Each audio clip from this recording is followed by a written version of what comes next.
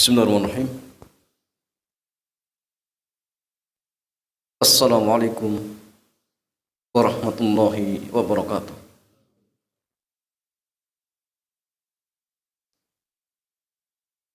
Alhamdulillah wassalatu wassalamu ala Rasulillah wa ala alihi wa sahbihi ajma'in. Amma ba'd. Ikhwan wa akhwati fillah, alhamdulillah di malam yang mulia ini Allah kembali pilih kita untuk bisa hadir di majlis ilmu, yang dimana majlis ilmu merupakan majlis yang sangat mulia, yang dimana orang-orang yang berkumpul di dalamnya adalah orang-orang yang kelak akan Allah mudahkan masuk ke dalam surganya. Sehingga harapan kita jemaah, usaha di malam hari ini kita meluangkan waktu duduk di majlis ilmu, harapan kita cuma satu, mudah-mudahan kita kelak bisa kumpul kembali di tempat yang mulia, yaitu surganya Allah Subhanahu wa Ta'ala. Dan malam hari ini kita masih pada kitab Al-Mukhtasar fil Aqidah karya Syekh Muhammad bin Jamil Zain rahimahullahu jalla wa ala. Dan di malam hari ini kita masuk pertanyaan yang ke-11. Man khalaqallah. Di jamaah salin, ketika ada pertanyaan seperti ini, siapa yang menciptakan Allah? Ya. Al-jawab, idza waswasa syaitan li ahadikum bi hadha su'al falyasta'id billah.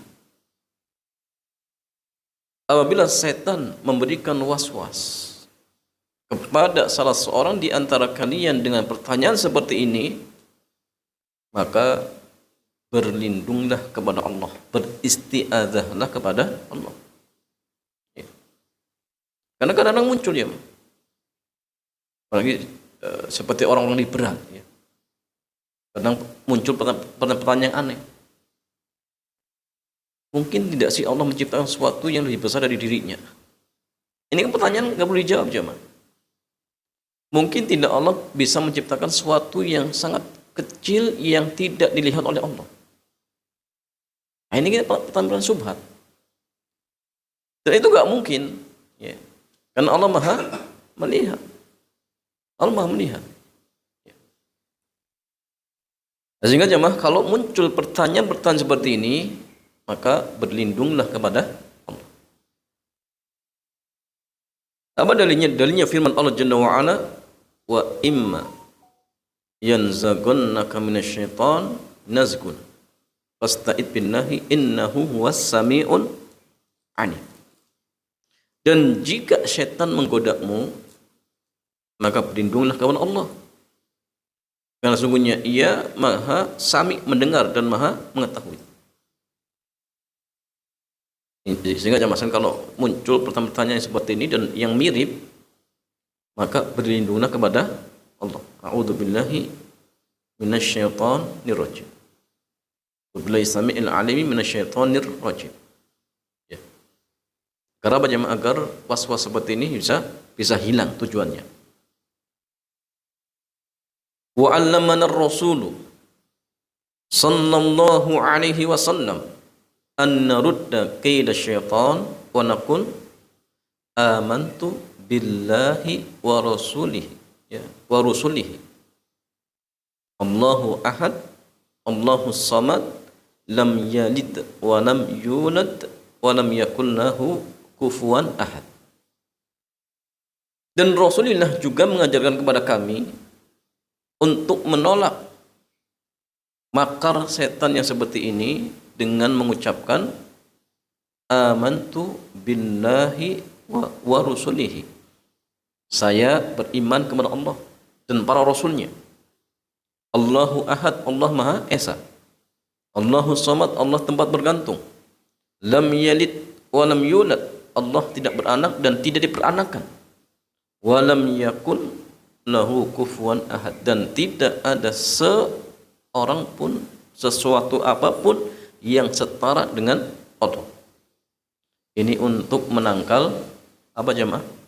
Makar setan yang seperti ini. Untuk menangkal was-was. Baca.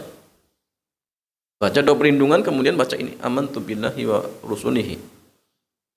Allahu ahad, Allahu samad, lam yalid wa lam yulad wa lam yakul lahu kufuwan ahad. Ya. Thummal yanful. Kemudian meludah. An yasarihi thalathan. Ya, ke samping kiri 3 kali. Ludah.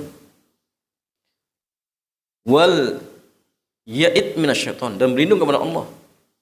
Wal yantahi, kemudian berhenti. Jangan terus dipikirkan, jangan, berhenti. Fa inna dzalika yadhhabu anhu. Maka yang demikian itu bisa segera hilang. Jadi jangan dipikirkan terus ya. Oh iya, gimana ya? Oh iya. Enggak, berhenti, udah. Tidak usah dipikirkan. Maka dengan izin Allah jemaah sekalian, was-was seperti ini akan hilang. Nah ini kadang-kadang jemaah, ya, pertama seperti ini bisa muncul ya, bisa muncul. Sehingga ketika muncul seperti ini segera berlindung kepada Allah Subhanahu wa taala. Itu penting jemaah. Yajibul qaul, dan wajib untuk mengucapkan bi anallaha khaliqun wa laysa bimakhluk. Allah itu pencipta dan bukan makhluk. Wa li taqribi dzalika minal adhan naqulu mathalan, dan untuk ya, dalam gambaran pendekatannya ya, kita mengatakan contoh innal adad ithnani qablahu wahidun. Sungguhnya bilangan itu, contohnya bilangan itu ada 2 ya. Sebelumnya 1. Dan 1-nya masan tidak ada yang sebelumnya lagi. Tidak ada yang sebelumnya lagi. Allahu wahidun, Allah itu 1. La syai'a qablah, dan tidak ada sesuatu yang sebelum Allah, enggak ada. Dan Rasulullah beliau bersabda, Allahumma antal awwalu fala syai'a qablah. Ya Allah, sungguhnya engkau yang awal dan tidak ada sesuatu pun yang sebelum engkau. Ini diantara hal-hal yang bisa menangkal was-was seperti ini jemaah. Berlindung kepada Allah, baca doa tadi jemaah sekalian, kemudian meludah samping kiri 3 kali dan berhenti ya. Meludah 3 kali dan berhenti. Jangan dipikirkan terus. Karena kalau misalkan jangan dipikirkan terus, nanti setan akan masuk. Ya. Kalau semakin dalam, oh jemaah ini bisa dikerjain oleh setan. Makanya di antara ya, obat untuk menghilangkan penyakit was-was itu jemaah, di antara ya, obat yang paling mujarabnya berhenti. Al-i'rad, jangan dipedulikan. Itu paling mantap. Tapi kalau misalkan ya, dengan cara-cara yang lain sedikit, kurangi sedikit, biasanya muncul lagi. Tapi kalau i'rad nggak mau tahu, ya, misalkan ini bisa hilang jemaah. Dan hendaklah dia yakin, pokoknya yang saya lakukan sudah sesuai dengan sunnah Nabi. Muncul lagi was-was, sudah tidak usah dipedulikan. Pokoknya saya sudah beribadah sesuai dengan apa yang Nabi contohkan, selesai. Ya. Mungkin awalnya agak berat ya. Tapi lama kelamaan akan sembuh, ya, akan semakin biasa, semakin hilang seperti itu jemaah. Kemudian masalian, ma hiya aqidatul musyrikin qabla al-Islam. Apa akidah orang-orang musyrik sebelum Islam? Apa akidah orang-orang musyrik sebelum Islam? Sebelum Islam datang. Al-jawab, kanu yad'unal awliya'a littaqarrubi wa talabi syafa'ah. Dulu mereka menyembah para wali, ditaqarrub untuk mendekatkan dirinya kepada Allah, wa talabi syafa'ah, dan untuk meminta syafaat. Ya, jadi jamaah sekalian, orang-orang musyrik sebelum Islam datang, di antara bentuk kesyirikan mereka minta kepada para wali yang sudah meninggal dunia. Itu pula minta syafaat kepada mereka. Minta syafaat kepada mereka. Jadi artinya gini Mas Andian, kalau misalkan ada seorang muslim KTP-nya tapi suka datang ke kuburan, ketika ditanya, enggak, saya hanya menjadikan mereka perantara. Saya hanya berharap agar mereka bisa memberikan syafaat untuk kami kelak. Maka jamaah sekalian, alasan seperti ini maka mirip seperti alasan-alasan orang kafir Quraisy. Karena ketika mereka beribadah kepada para wali yang mereka minta, misalkan di antara hujah mereka ya hanya ini, agar bisa memberikan syafaat, agar bisa bisa mendekatkan dirinya kepada Allah. Sehingga alasan-alasan seperti ini sama persis seperti alasan-alasan mereka. Dan Nabi menghukumi mereka kafir. Dan Nabi menghukumi mereka orang-orang kafir. Sehingga walaupun KTP-nya muslim, tapi kalau misalkan prakteknya seperti ini, ya persis seperti mereka, cuma persis seperti mereka. Dan itu ini lagi jamaah sekalian, ya, dalam artian tidak bisa menjadi alasan. Ya, kami beda dengan orang-orang musyrik, kami beda dengan orang-orang kafir, enggak. Ya. Kenapa? Jawabannya karena alasannya sama, persis. Tidak ada bedanya, ya. Tidak ada bedanya. Ya jamaah sekalian, orang-orang kafir itu banyak macamnya. Ada berapa jamaah? Orang kafir itu ada banyak macamnya. Ada berapa? Semuanya kafir, tapi ada banyak macamnya. Pertama, ahlul kitab. Mereka juga orang kafir, tapi disebut dengan ahlul kitab. Kenapa jamaah? Karena mereka jamaah? Punya hukum tersendiri. Contoh seperti makanannya, ya, atau sembelihannya boleh dimakan oleh kaum muslimin. Kemudian wanitanya misalkan dari ahlul kitab itu boleh dinikahi oleh seorang muslim. Makanya dibedakan. Tapi ya sama kafir.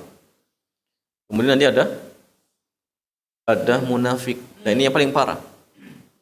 Ini mana mereka ditempatkan di keraknya api neraka. Fidarkil asfali minan nar. Di keraknya api neraka. Kemudian ada apa?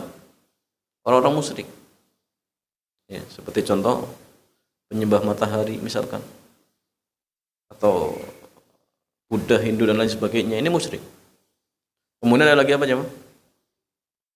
Ada orang dahriyin. Dahriyin itu ateis. Ateis itu jemaah sekalian bukan musyrik. Ateis itu apa? Ya kufur, kafir. Kenapa? Karena ateis itu tidak menetapkan apa? Tuhan. Jadi Allah juga nggak ditetapkan, Tuhan selain Allah juga tidak ditetapkan, nggak percaya Tuhan. Tapi ya kafir juga, kafir. Kalau musyrik itu ya mengakui Allah tapi mengakui Tuhan yang lain seperti itu. Kemudian yang kelima ada murtaddah. Hukum mereka berbeda jemaah. Sembelihan orang-orang musyrik, sembelihan orang-orang murtaddah misalkan, maka statusnya apa? Haram, mangke. Nggak bisa dimakan. Ya, tidak bisa dimakan seperti itu. Sembelihan orang-orang kejawen hal atau haram jemaah? Hal atau haram? Ada orang kejawen nyembelih binatang. Hal atau haram jemaah? Ya haram karena dia bukan muslim. Kan dia bukan muslim seperti itu.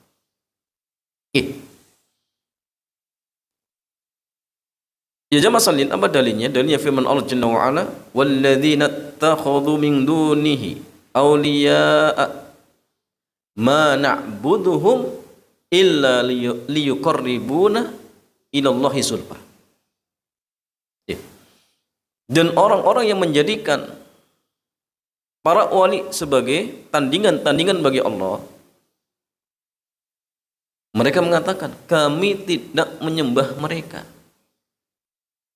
Kami tidak menyembah mereka illa kecuali agar mereka mendekatkan diri kami kepada Allah sedekat-dekatnya. Itu alasan mereka. Kami itu tidak berdoa kepada mereka, tidak menyembah mereka, ya cuma alasannya agar bisa mendekatkan diri kami kepada Allah sedekat-dekatnya. Dan mereka musyrik ya, mereka musyrik. Jadi artinya tadi kalau ada seseorang yang KTP-nya muslim ya, tapi suka datang ke wali-wali sudah meninggal dunia. Alasannya agar mendekatkan dirinya kepada Allah sedekat-dekatnya misalkan. Ini hujah, ini alasan persis seperti alasannya orang-orang musyrik. Maka sebagaimana mereka dihukumi kafir, maka orang seperti ini juga sama, mirip. Kalau misalkan hanya KTP-nya ya, tapi prakteknya apa? Suka minta-minta kepada mayit-mayit misalkan. Ya sama seperti mereka sama cuma.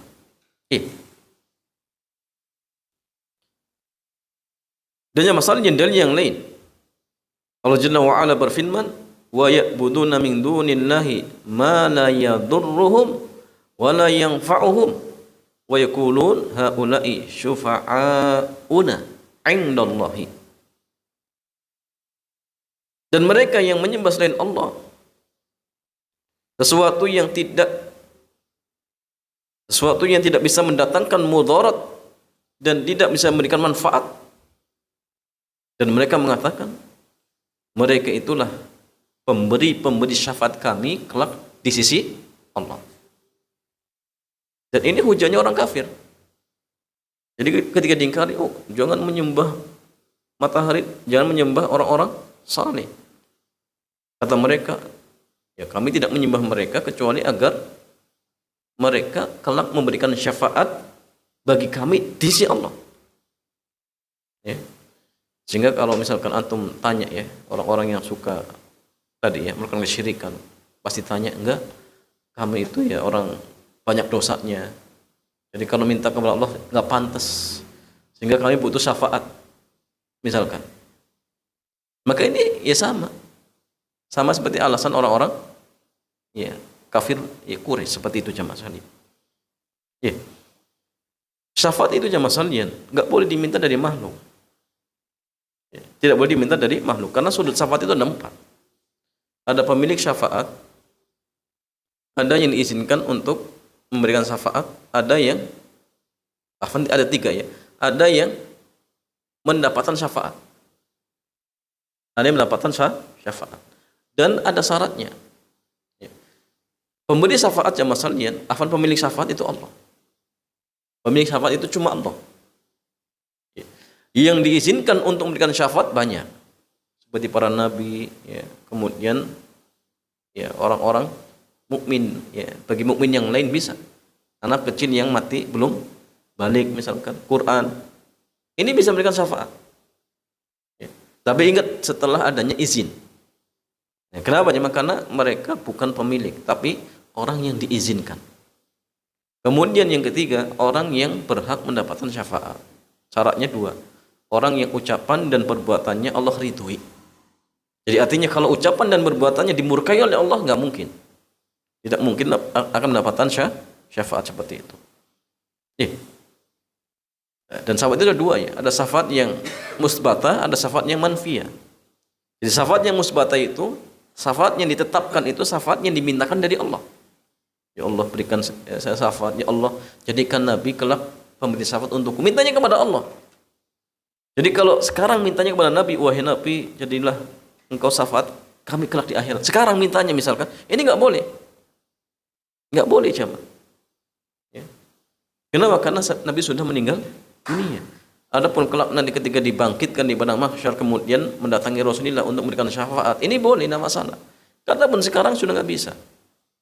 Kalau ingin agar Nabi kelak bisa memberikan syafaat kepada kita, doanya kepada Allah. Ya Allah, jadikanlah Nabi kelak orang yang diizinkan untuk memberikan syafaat kepada kami.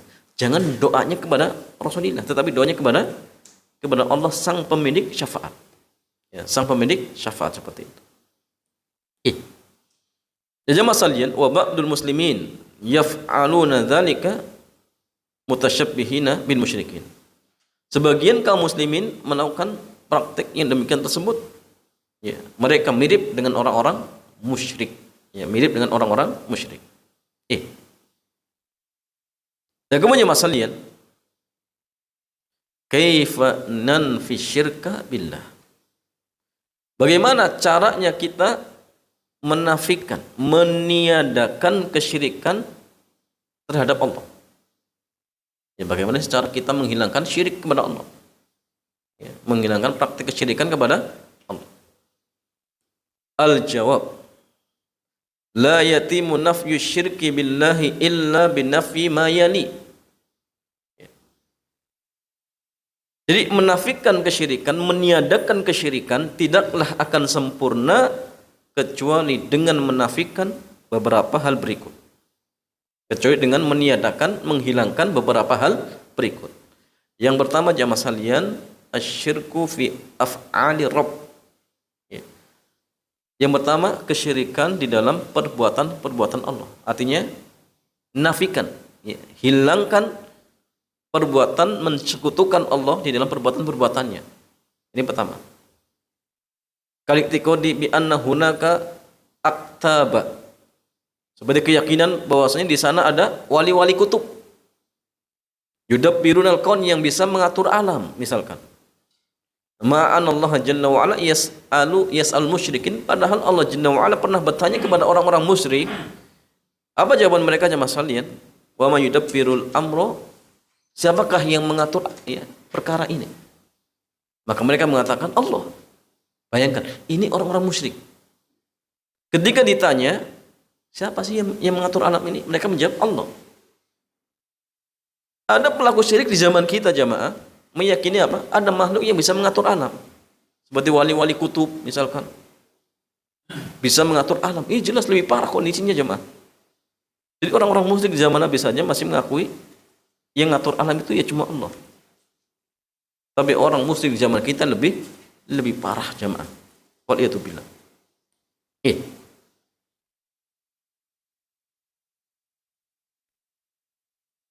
Kemudian maksudnya yang kedua, asyirku fil ibadah.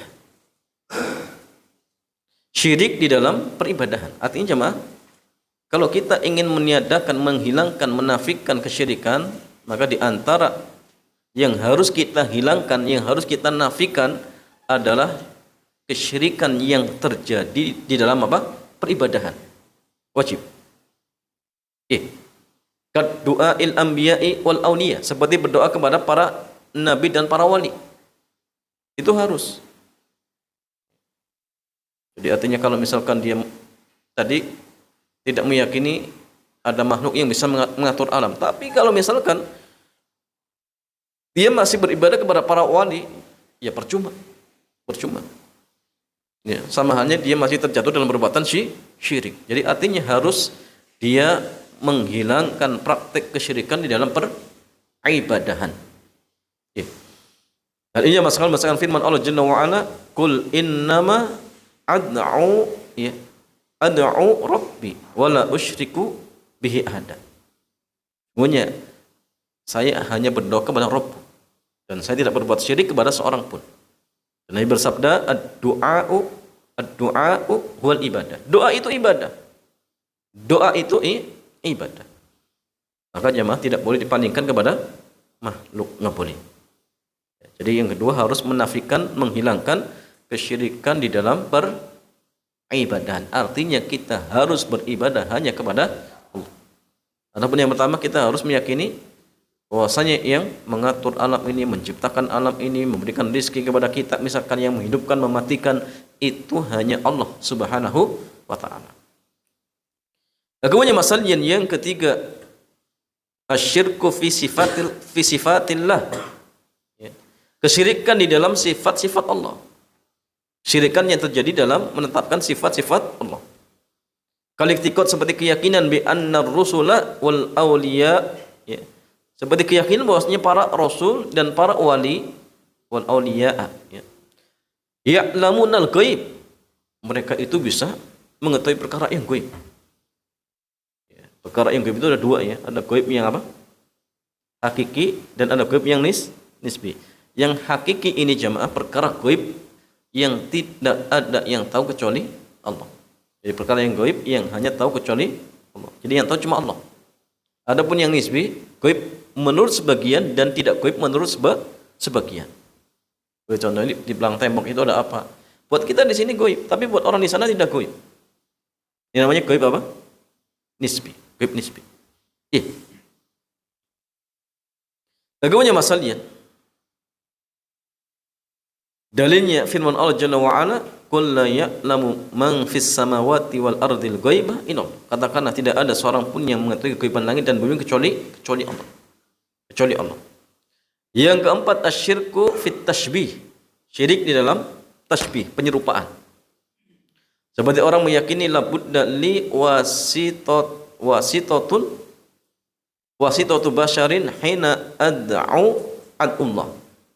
Seperti orang yang mengatakan harus bagi diriku memiliki perantara dari manusia ketika saya berdoa misalkan. Nah ini nggak boleh. Dan keyakinan tadi saya itu orang yang banyak bergelimang dalam perbuatan maksiat. Kalau minta langsung kepada Allah nggak pantas. Akhirnya menjadikan perantara. Ini nggak boleh. Kenapa ya masalahnya? Allah Maha mendengar. Sehingga tidak butuh perantara. Nggak butuh perantara. Ya tidak butuh perantara seperti itu. Seperti mereka yang masalahnya meyakini kal amir, seperti pemimpin alladzi la astati ad-duhul alaih illa biwasithah, yang dimana saya tidak bisa masuk menemuinya kecuali kalau ada perantaranya. Fahada syabbahal khaliq bil makhluk. Maka di sini jamaah sekalian, dia telah menyamakan pencipta dengan makhluk, telah menyamakan Allah dengan makhluk.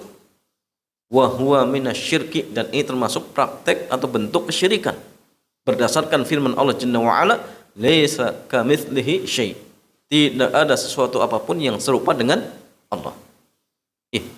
Wa yantabiq alaihi kaunullahi Jalla wa Ala, dan ini jamaah sekalian sesuai dengan firman Allah Jalla wa Ala, la in asyrakta la yahbatunna 'amaluk wa la takunanna minal khasirin. Dan sungguh jika engkau berbuat syirik, maka seluruh amalmu akan terhapus dan engkau termasuk orang-orang yang merugi. Wa idza taba wa nafa hadhil anwa minasyirki, jika dia bertobat dan menafikan, menghilangkan bentuk-bentuk kesyirikan seperti ini, fayakunu muwahhidan, maka dia menjadi seorang ahli tauhid. Allahumma ja'alna minal muwahhidin, ya Allah jadikanlah kami di antara orang-orang yang ahli dalam masalah tauhid, orang-orang yang mengesahkan Allah Subhanahu wa taala. Wala taj'alna minal musyrikin, dan janganlah engkau jadikan kami termasuk orang-orang yang musyrik.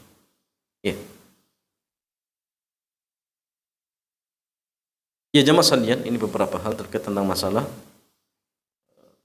doa, kemudian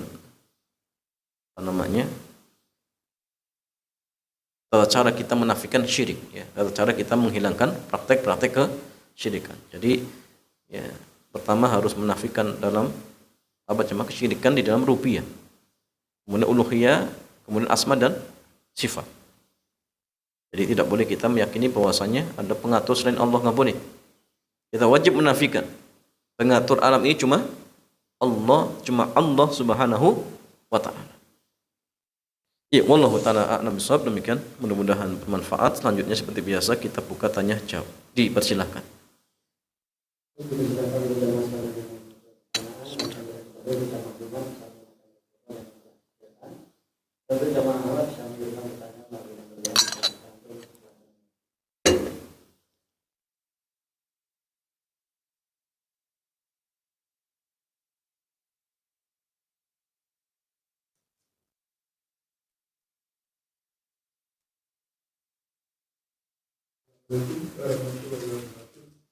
Waalaikumsalam warahmatullahi wabarakatuh. Nah. Saya sering mendengar bahwa kita memohon syafaat pada Rasulullah agar kelak mendapat syafaat. Memuji-muji Rasul dengan harapan mendapatkan syafaat dari Rasulullah. Tadi kita sebutkan bahwa yang pemilik syafaat yang sebenarnya itu hanya Allah. Walaupun bisa memberikan hak pada Rasulullah untuk memberikan. Jadi yang benar kalau memohon syafaat itu kepada Rasulullah atau kepada Allah. Terima kasih. Assalamualaikum warahmatullahi wabarakatuh. Waalaikumsalam warahmatullahi wabarakatuh.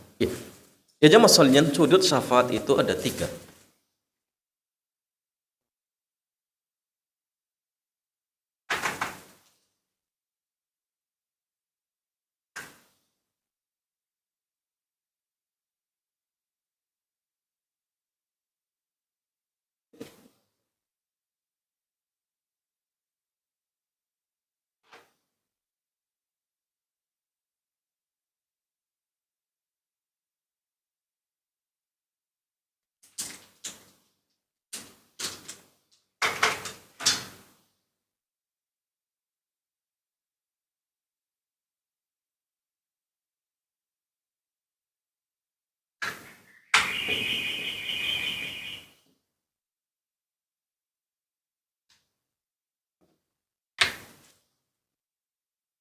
masalahnya dulu sahabat itu ada Allah milik syafaat, kemudian yang diizinkan, kemudian penerima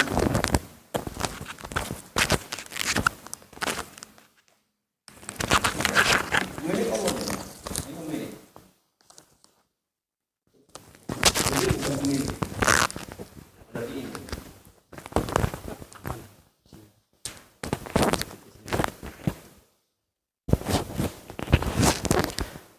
Yang diizinkan masalah ini banyak ya. Ada apa? Apa jemaah? Nabi ya. Dan ini pun bisa Rasulullah, bisa nabi-nabi yang lainnya seperti itu. Malaikat, kemudian sesama kaum muslimin, sama mukminin ya. Sama mukmin bisa. Kemudian Al-Qur'an, anak kecil yang meninggal belum balik, misalkan. Apa lagi jemaah? Masih banyak ya, dan lain-lain. Jadi ingat, ini bukan pemilik. Kalau ini minta ke sini ya keliru, nggak bisa. Mintanya ke sini ke Allah.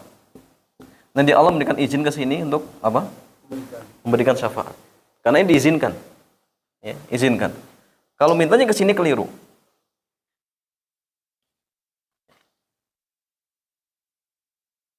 Gini ya masalahnya, kenapa kita sekarang tidak boleh minta langsung kepada Nabi? Ini. Jawabannya Nabi sudah meninggal. Ya. Kalau Nabi sudah meninggal dunia, kalau kita meminta berdoa, wahai Rasulullah, tolong nanti berikan syafaat kepadaku. Maka di sini jemaah ada apa jemaah? Ada unsur kesyirikannya. Kenapa? Kenapa jemaah? Kenapa ada kesyirikan di sini? Hah? Meminta pada selain Allah. Berdoa. Ya. Karena masalahnya ketika dia meminta kepada zat atau kepada makhluk, yang makhluk ini sudah meninggal dunia, maka di sini yang terjadi apa jemaah? Dia meminta kepada makhluk padahal yang khusus dimiliki oleh Allah. Kenapa jemaah? Karena ketika dia minta kepada makhluk yang jaraknya dalam artian makhluk itu tidak di hadapannya, berarti apa? Dia berdoa kepada sesuatu yang tidak hadir. Padahal jemaah sekalian, yang bisa mendengar dari jarak yang sangat-sangat jauh, kalau misalkan masih hidup, itu cuma Allah. Cuma Allah. Kecuali apa jemaah? Kita lewat telepon bisa. Sampai pun misalkan ada misal orang soleh atau Habib lah. Sekarang masih hidup. Antum gini jemaah, berdoa, wahai Habib, tolong ana lagi punya hajat nih. Tolong kabulkan hajat saya. Habibnya di Jakarta misalkan. Kira-kira boleh tidak jemaah? Habibnya masih hidup, boleh tidak? Nggak boleh.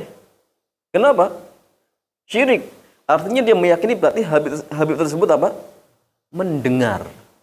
Ya, dalam jarak yang sangat jauh. Padahal yang bisa mendengar dengan jarak yang sangat jauh hanya Allah. Kalau makhluk butuh perantara, contohnya HP dan lain sebagainya. Ini tanpa perantara. Ya. Yang kedua, berarti dia meyakini makhluk tersebut bisa mengerti perkara yang gaib. Padahal yang mengerti perkara yang gaib cuma siapa jemaah? Cuma Allah. Jadi kalau sekarang mintanya langsung pada Nabi, ini nggak boleh. Nanti jatuhnya apa? Bisa syirik. Tapi kalau misalkan jemaah, Nabi masih hidup. Kita datang ke Rasulullah, ya Rasulullah, tolong berikan saya syafaat. Bisa, boleh tidak jemaah? Hah? Boleh tidak? Boleh, saya? Mintanya seperti apa mintanya? Hah? Karena kelak masalah ketika dibangkitkan di padang mahsyar, orang-orang mendatangi nabinya masing-masing. Jawabannya apa? Nafsi, nafsi, nafsi, diriku, diriku, diriku. Terakhir akhirnya apa? Mereka mendatangi Rasulullah. Dan itu minta apa aja, minta syafaat, syafaatul utma.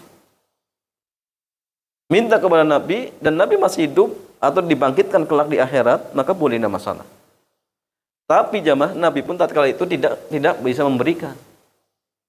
Tapi Rasulullah mendatangi arsy, kemudian memuji dengan puji-pujian yang belum bisa diucapkan sekarang. Kemudian Nabi mengatakan apa?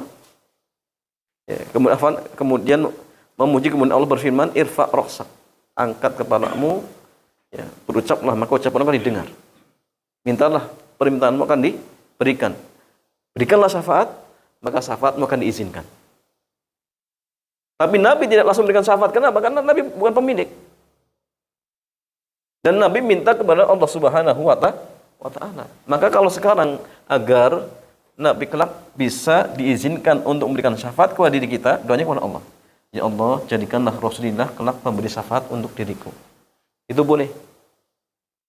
Jadi ya Allah, jadikan Nabi, jadikan anak-anakku kelak bisa memberikan syafaat untuk diriku misalkan. Boleh, tidak masalah. Tapi kalau mintanya kepada anak kita yang meninggal dunia, wahai anakku nanti berikan syafaatnya, ini nggak boleh. Karena anak kita sudah meninggal dunia misalkan, yang kecil misalkan, yang belum balik misalkan seperti itu. Itu nggak boleh, tapi minta kepada Allah. Minta kepada Allah Subhanahu wa Ta'ala. Oke, ini terkait tentang masalah syafaat. Sehingga artinya mintanya kepada Allah. Atau gini jemaah, caranya agar kita bisa mendapatkan syafaat Rasulullah, kita mengamalkan amalan-amalan yang memang fadilahnya apa? Diberikan syafaat. Contohnya apa? Contohnya apa jemaah? Membaca doa setelah azan. Maka di situ dia berhak mendapatkan syafaat Rasulullah. Bersolawat juga sama, mengamalkan sunnah akamakon. Itu di antara sebab seperti itu. Atau ya langsung minta kepada Allah agar Nabi diberikan izin, itu boleh. Tapi kalau mintanya langsung ke Nabi, maka tidak dibolehkan. Kecuali kelak nanti ketika dibangkitkan di padang mahsyar, maka kita bisa mendatangi Nabi. Tapi itu pun jamaah tidak dalam artian kita minta syafaat kepada Nabi dalam artian Nabi yang memiliki, tidak. Kita minta kepada Nabi agar Nabi ya, meminta kepada Allah Subhanahu wa Ta'ala, kemudian agar diizinkan seperti itu. Wallahu ta'ala a'lam bishawab.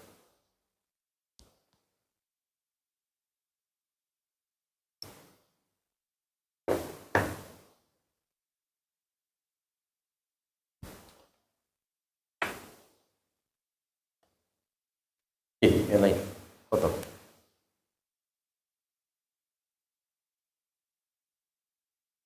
Pertanyaan yang masuk kan dari tema apa? Yang pertama, Assalamualaikum Ustaz. Apa mau bertanya terkait tadi Ustaz mengatakan bahwa orang-orang yang menjadikan perantara dalam peribadatan kepada Allah termasuk kesyirikan yang bisa menjadikan seseorang itu kafir layaknya kaum Quraisy di zaman Rasulullah. Dan kita ketahui bersama sangat banyak saudara kita sama muslim yang masih banyak menerapkan kebidahan dalam peribadatan. Bahkan meminta kuburan orang yang dianggap wali atau orang-orang soleh. Dengan dalil perantara kepada Allah, artinya sudah dengan yang Ustaz katakan mereka berbuat kesyirikan. Bagaimana kita menyikapi saudara-saudara kita tersebut? Apakah artinya kita harus memperlakukan mereka layaknya orang kafir? Lantas bagaimana dengan perkataan kebanyakan mereka yang menyebut kita lagi dikarenakan sudah mengkafirkan sesama muslim? Sebenarnya bagaimana harusnya muamalah kita kepada mereka? Karena saya melihat bahwa untuk menegakkan dakwah sunnah kepada mereka tidak bisa dengan cara keras. Dan bagaimana jika kita berteman dan berlaku lembut dan tetap bergaul kepada mereka seperti biasa, akan tetapi hanya bisa berusaha mengingatkan melalui postingan dakwah atau secara titik saja. Bagaimana menurut Ustaz cara yang terbaik? Ya jamaah sekalian, syariat kita itu sangat tegas, jelas, dan terperinci. Ya. Ketika menghukumi seorang jatuh ke dalam kekufuran, itu memang ya, ada perincian, tidak sembarangan. Ya, tidak sembarangan. Karena Islam itu gini jamaah, menjadikan orang masuk Islam itu mudah, tapi mengeluarkan orang dari Islam itu sulit. Kecuali dengan apa? Bukti-bukti yang jelas. Ya, bahkan kufrun bawahan. Kufur yang benar-benar tegas. Artinya kalau misalkan ada seorang melakukan praktek kesyirikan, apakah lantas dihukumi kafir? Belum tentu. Tapi harus ditegakkan hujjah. Sampaikan dulu, ini perbuatan syirik. Ini kekufuran. Kalau kok tetap ngeyel, misalkan sudah tegak hujjah kok ngeyel, bisa jatuh hukum kafir. Bisa jatuh hukum kafir. Kalau dia ngeyel, Pak ini syirik nggak boleh, nyembah patung nggak boleh. Tapi ngeyel, oh ini boleh, ya kafir. Sudah selesai. Tapi kalau diingatkan kemudian dia sadar, jatuh tidak jamaah? Ya tidak, dia berarti bertobat. Berarti bertobat. Nah, jadi gini jamaah, terkait misal contoh ada orang yang minta syafaat kepada kuburan. Apakah orang seperti ini langsung jatuh dalam artian kekufuran? Belum tentu. Karena gini jamaah, meminta syafaat kepada makhluk itu, kalau hanya sekedar makhluk itu dijadikan perantara, tapi dia masih doanya kepada Allah, tapi menjadikan makhluk sebagai perantara, maka praktek yang seperti ini para ulama kita sedang mendapat apakah ini termasuk syirik kecil atau bid'ah.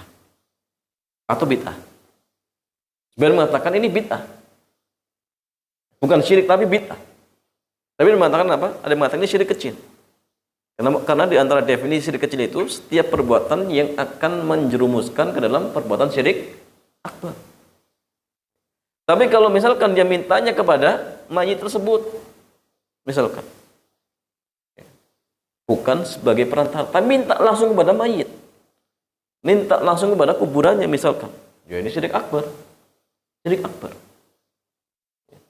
Tapi sekali lagi jemaah, apakah pelakunya langsung jatuh kafir? Jawabannya tidak. Tetapi tegakkan hujjah terlebih dahulu. Ya, kalau sudah tegak hujjah, kok tetap ngeyel, ya, dengan banyak alasan misalkan. Padahal ini sekali lagi alasan-alasan yang tidak jelas, ya, misalkan. Maka ketika itu bisa jatuh hukum kafir. Ya, jatuh hukum kafir. Dan kalau misalkan mereka sudah jatuh ke dalam hukum kafir, apakah kita punya kewajiban untuk mendakwai? Ya punya. Kalau kita mau mendakwai, dakwai. Kita ajak biar dia sadar, dalam artian dia kembali lagi pada apa? Islam yang benar misalkan. Jangan dibiarkan, tapi didakwai. Dari pelan-pelan sambil dijelaskan sampai hilang subhatnya seperti itu jemaah. Ya, karena kalau misalkan masih belum tahu atau masih ada syubhat, maka harus dihilangkan terlebih dahulu. Kalau sudah hilang, kok tetap nggak sadar, bahkan tetap ngeyel, tetap dalam artian melakukan praktek kekufuran tersebut, maka bisa jatuh kafir seperti itu. Ya. Kalau sudah jatuh kafir, bagaimana jamasannya? Maka berlaku nanti hukum-hukumnya. Kalau dia seorang bapak, tidak boleh menjadi wali bagi anaknya. Kemudian berlaku hukum tidak saling mewarisi. Kemudian apa lagi jamaah? Tidak boleh sholat di belakangnya, macam-macam. Ini hukum yang dalam artian akan muncul setelah vonis hukum vonis kafir seperti itu. Tapi sekali lagi jamaah, ini setelah tahapan-tahapan. Ya, tapi ingat tidak sembarangan, tidak gegabah. Ya, karena kadang-kadang seperti ini jadi fitnah. Ya. Mereka menganggap oh dikit-dikit kafir. Enggak, kita itu jamaah sekalian punya perincian, enggak sembarangan. Jadi Ahlus Sunnah wal Jamaah memiliki kaidah-kaidah untuk mengeluarkan seorang dari Islam. Enggak mudah, tapi harus ada bukti-bukti yang tegas seperti itu. Wallahu ta'ala a'lam. Ya, silakan. Tadi kalau makan syafaat, kalau pada Allah kita langsung memohon. Tapi kalau kita mengharapkan mendapatkan syafaat melalui yang diberikan izin memberikan itu, caranya bagaimana? Kalau kita misalkan ingin mendapatkan syafaatnya dari Nabi misalkan, amalkan sunnah Rasulullah, diantaranya membaca doa setelah adzan. Itu nanti akan dapat syafaatnya. Akan dapat syafaat Rasulullah sallallahu alaihi wasallam. Saya mohon. Enggak. Itu diantara sebab seorang mendapatkan syafaat dengan membaca doa seperti itu. Itu diantaranya seperti itu. Wallahu a'lam. Kalau orang tua, ya jelas sebabnya apa? Sebabnya anak tersebut meninggal belum balik, otomatis walaupun dia nggak minta, tetap dia akan menjadi pemberi syafaat bagi orang tuanya seperti itu. Allah a'lam. Pertanyaan kedua saya dari jemaah. Assalamualaikum warahmatullahi wabarakatuh. Semoga saksi dan seluruh jemaah senantiasa berada dengan Allah. Ustaz, izin bertanya, apa yang harus saya pelajari untuk memperkuat pemahaman saya di manhaj salaf ya Ustaz?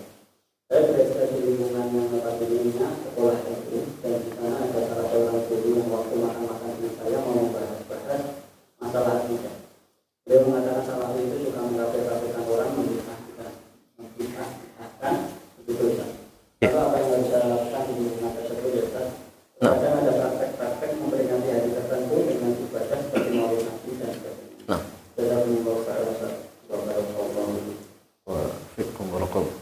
Barakallah. Ya, cuma saya sampaikan saja bahwasannya ahlu sunnah wal jamaah tidak gampang mengkafirkan, tidak mudah bermudah-mudahan membid'ahkan. Kita dalam artian menghukumi orang kafir itu karena memang ya kafir. Kaidah Islam sudah menyebutkan dia kafir. Contoh gini, ada orang misal nyembah patung, dijelaskan, Pak, ini kekufuran. Sudah jelas hujah-hujahnya, ini nggak boleh. Dalil melarang, Rasulullah melarang. Kemudian ngeyel, oh ini boleh. Enggak, ini boleh. Kira-kira jamaah sekalian, orang yang punya akal akan menjatuhkan dia kufur tidak jamaah? Hah? Semua orang pasti mengakui ini dia kufur. Ada orang yang masalahnya nginjak Quran, melecehkan Allah misalkan. Kita sampaikan, Pak, ini nggak boleh, ini bisa kufur. Tetap ngeyel, oh ini boleh. Kafir tidak jamaah? Kafir. Artinya sekali lagi, mereka itu gampang nuduh kita seperti itu karena memang nggak tahu. Padahal kita itu punya kaidah, nggak sembarangan. Kita hati-hati. Nggak boleh. Tinggi ini mengatakan dia kafir, ini kafir, nggak boleh jamaah.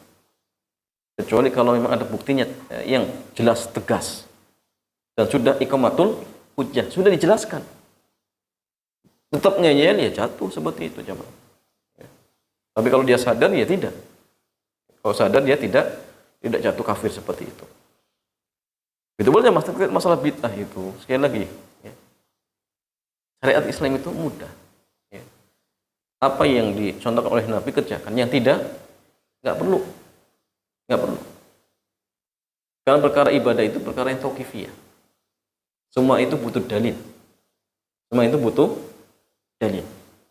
Ya.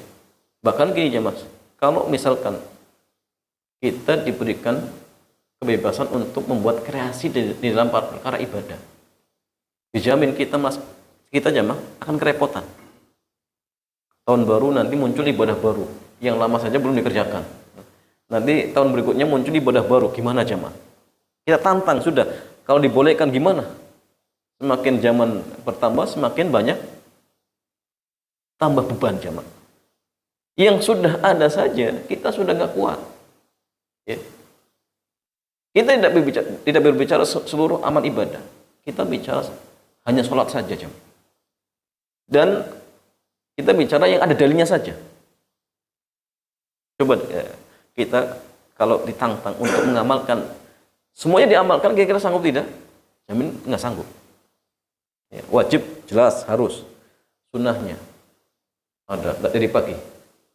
Qobliyah subuh, kemudian nanti duha. Ada tiga, ada syuruknya, ada duhanya, ada awabin. Qobliyah duhurnya, ya, bisa 4. Ya. Dia duhurnya 4 lagi. Kalau dia ingin istiharoh, ingin tobat, tahiyatul masjid, setelah wudu. Apalagi jamaah. Ya. Masih banyak. Itu pun kalau kita kerjakan, dijamin kita nggak sanggup. Makanya Islam itu mengatakan fattaqullaha mastata'tum, bertakwalah kalian semampu kalian. Ya, kerjakan yang ada, dan itu pun semampunya. Yang tidak mampu ya sudah, ya gugur, tidak masalah. Nah ini sebagian orang yang ada dan yang nggak dikerjakan, yang tidak ada diamalkan. Ini kan keliru. Setelah itu minta pahala kepada siapa jemaah? Kepada Allah. Padahal Allah nggak memerintahkan. Ini kan aneh.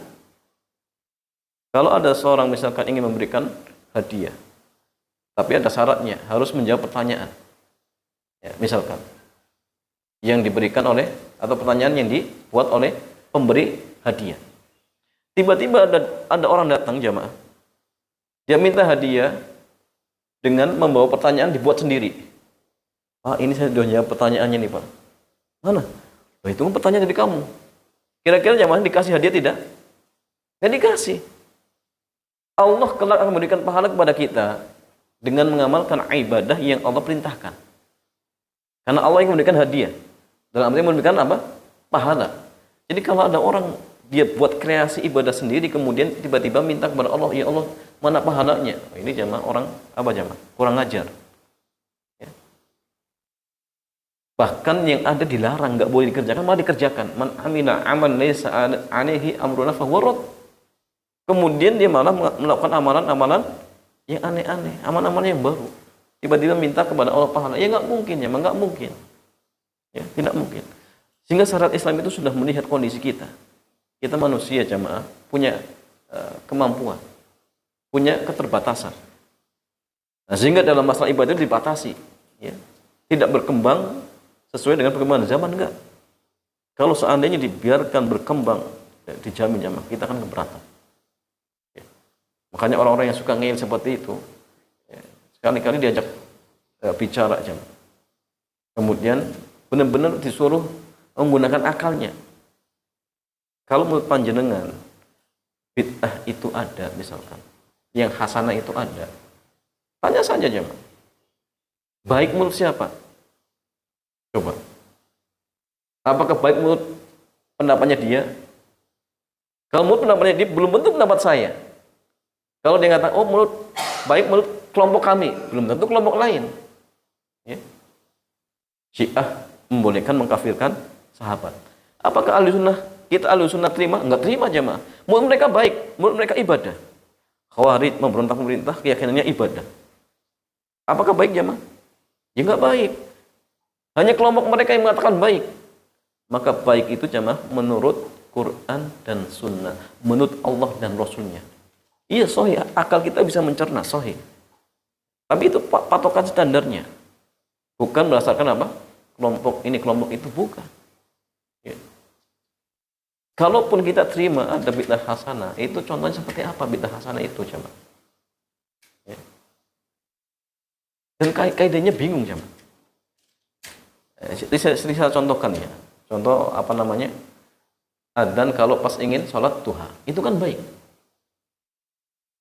Tapi seandainya ada orang mempraktekkan pagi-pagi mau duha, kemudian adzan pakai mic, kira-kira apa jemaah? Orang pasti akan nolak. Alasannya apa? Nabi nggak mencontohkan. Ya itulah seperti itu. Kenapa kita tidak membolehkan amal-amal yang lain? Ya karena Nabi tidak melakukan. Kalau mereka mengatakan ini kan baik, ya kita katakan adzan juga baik. Kenapa Anda nggak berani adzan ketika ingin sholat duha? Kan adzan baik. Ya. Begitu pula karena sebagian orang ngomong apa aja, masalah ketika yang kita ingatkan nggak boleh melakukan acara ritual setelah kematian. Akhirnya apa? Oh berarti kalian nggak boleh apa? Ya, berarti nggak boleh mengucapkan apa? La ilaha illallah. Oh berarti ucapan la ilaha illallah salah. Oh cuma salah ini orang nggak apa cuma nggak paham. Gagal apa? Gagal paham. Jadi yang kita ingkari bukan kalimat la ilaha illallahnya, tetapi cara baru yang mereka buat itu yang kita ingkari. Bagi contoh di zamannya Al-Imam Sa'id Ibnul Musayyib, pernah ada seseorang membuat bid'ah buat sholat. Ya. Kemudian diingkari. Akhirnya dia bantah, wahai imam, apa iya Allah akan mengadab hambanya gara-gara sholat? Bayangkan coba. Ya. Dia buat sholat baru, pas diingkari, apa iya Allah akan mengadab hambanya dengan sebab sholat? Apa jawabannya? Kata Imam Sa'id bin Musayyib, Allah akan mengadab dirimu bukan gara-gara sholat, tapi gara-gara kamu membuat tata cara baru dalam masalah agama. Itu yang akan diadab. Nah kita pun sama, ketika ada orang diingkari, kemudian berhujah, oh masa sih gara-gara apa? Baca la ilaha illallah sesat. Jawabannya, yang sesat itu bukan ucapan la ilaha illallahnya, tetapi kamu membuat tata cara baru. Menyelisihi apa? Sabda Rasulullah. Itu yang akan diadab. Akan diadab jamaah sekalian. Karena kalau ini dibuka pintu ini, oh, masa isi gara-gara sholat akan diadab. Gara-gara ya tadi kalau misalkan gini jamaah. Adzan ketika pas ingin sholat duha. Kalau ada orang berhujah, masa sih gara-gara adzan diadab gimana jamaah? Kalau orang tadi berhujah, saya melakukan adzan ketika duha, kemudian ada yang ingkari. Kemudian dia mengatakan, masa sih gara-gara adzan diazab? Gimana jawabannya? Bukan gara-gara adzannya, adzan itu ibadah. Cuma kamu membuat cara baru adzan pas sholat duha. Itu yang kita ingkari. Dan yang masalahnya, kalau orang menggunakan akalnya secara fitrahnya, gini jam, lebih selamat mana? Orang yang mengamalkan amal ibadah sama seperti Nabi dengan orang yang ngarang-ngarang atau dalam artian beranggapan gini, oh jangan-jangan ini baik, jangan-jangan baik. Masih dalam apa jemaah?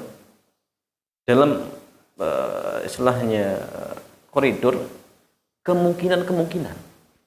Kira-kira ini selamat mana jemaah? Kita mengamalkan ibadah sama seperti yang Nabi kerjakan. Dengan orang yang membuat-buat baru dengan harapan, oh jangan-jangan ini baik, jangan-jangan ini baik. Bahkan mungkin jangan-jangan ini buruk juga. Kira-kira lebih selamat mana jemaah? Ya jelas ikut Nabi selamat. Nabi surga, para sahabat juga orang-orang yang dijamin surga. Bahkan mendapatkan gelar radhiyallahu taala anhum radhu'an. Jadi kalau kita mengamalkan agama sama seperti Nabi dan para sahabatnya, maka dijamin benar. Ketika ada orang meninggal dunia, Nabi tidak melakukan ritual seperti tadi. Kalian melakukan dengan harapan apa? Oh jangan-jangan ada pahalanya. Kira-kira jamaah, dengan kita mengikuti Nabi yang cukup mendoakan, bahkan doanya tiap sholat misalkan, ya mengkafani, memandikan, kemudian dikuburkan. Setelah itu doakan terus misalkan. Nggak ada ritual seperti tadi. Karena mencontoh Nabi. Kira-kira lebih selamat yang mana jemaah? Yang ikut Nabi atau ikut apa? Tradisi masyarakat jemaah? Ya jelas ikut Nabi lebih selamat. Maka orang seperti ini harusnya memang diajak dialog saja jemaah. Ngobrol bareng sambil ngopi, ya. Insya Allah sadar. Kalau mereka bulat nanti, ujung-ujungnya apa? Nuduh, oh, kamu Wahabi. Paling gitu. Kalau nggak punya dalil, nuduhnya seperti itu. Padahal kalau kita menggunakan akal kita secara cerdas, sudah nampak jelas. Apa yang diamalkan oleh Rasulullah pasti benar seperti itu. Dan gini aja masalahnya, apa salahnya sih kita melakukan itu seperti tadi kalau memang ada dalilnya? Coba, kalau ada dalilnya kita pasti melakukan. Kita tidak melakukan, ya karena memang Nabi tidak melakukan. Dan Nabi juga mengingatkan tidak boleh kita melakukan hal-hal yang baru dalam masalah agama. Itu yang menjadikan kita tidak melakukan. Bukan karena dalam artian nggak mau sama dengan masyarakat. Enggak, karena Nabi tidak melakukan. Itu saja jemaah. Kan niat kita itu sekali lagi apa? Mencari pahala. Tujuan hidup kita itu cuma ibadah kepada Allah Subhanahu wa taala. Ini penting untuk dipegang jemaah. Ini penting untuk dijadikan pedoman untuk kita sekalian seperti itu. Wallahu taala a'lam bishawab. Pertanyaan selanjutnya, Assalamualaikum, jika berdoa tujuan dunia, apakah mendapatkan kebaikan akhirat? Jika berdoa tujuan dunia, apakah mendapatkan kebaikan di akhirat? Berdoa tujuan dunia, maksudnya apa gimana? Berdoa minta dunia atau gimana? Hah?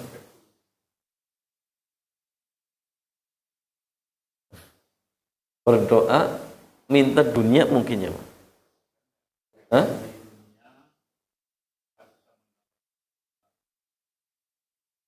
Apa?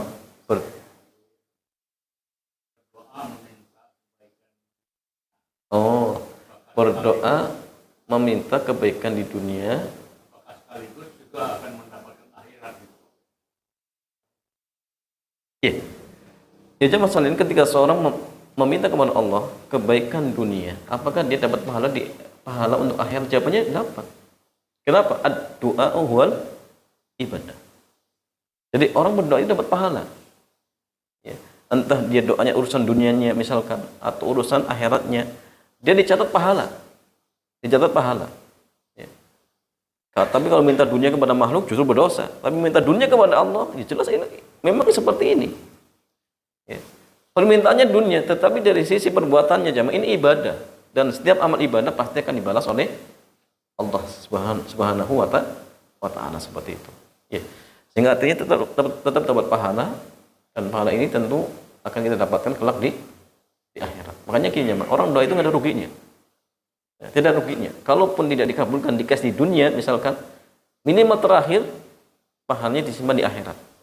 Ya, minimalnya pahalanya disimpan di akhirat seperti itu. Wallahu taala a'lam bishawab.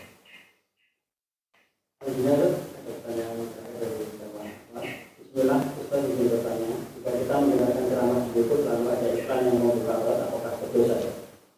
Ya, kalau kita melihat ceramah di YouTube kemudian pas iklannya ada iklan yang membuka aurat, langsung ditutup. Ya, iklannya ditutup ya, Mas. Setelah selesai buka lagi, nah masalah. Kalau nggak sengaja dimaafkan, tapi jangan dilanjutkan. Oh, tanggung. Ini nggak boleh.